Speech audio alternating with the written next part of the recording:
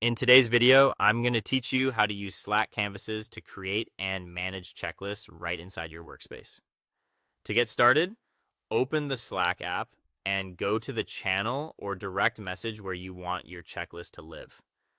This is important because the checklist will stay connected to that conversation, making it easier for everyone involved to find it, update it, and use it as work gets done. If you already know which team or project the checklist belongs to, head there first before creating anything. Once you're in the right place, look near the message input box at the bottom of the screen and click the canvas icon. This will open a canvas tied to that channel or direct message. Depending on your setup, you may be opening a brand new canvas or an existing one. Either way, this is where your checklist will be created and managed. Now click anywhere inside the canvas where you want your list to begin. This places your cursor in the exact spot where the checklist block will be inserted. If the canvas already has notes or other content in it, just choose a clear area so your checklist stays organized and easy to read.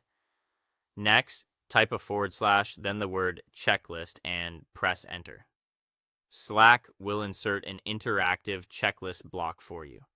This is a quick and efficient way to create a structured task list without formatting it manually, and it helps keep everything neat and clickable. After that, type your first task item into the checklist line.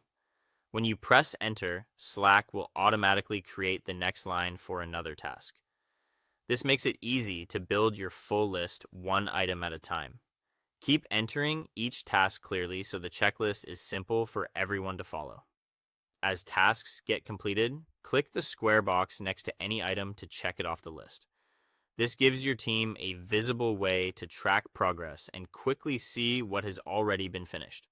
If you want to point a task toward a specific person, type the @ symbol followed by their name directly inside the checklist item. Mentioning team members helps clarify responsibility and makes the checklist more actionable for the group. When you're done, close the Canvas panel. Your checklist will save automatically, so there's no need to manually save your work. Everyone in the channel can then view it and continue using it as needed. Thank you for watching this tutorial on Slack canvases, and be sure to subscribe for more helpful productivity tips.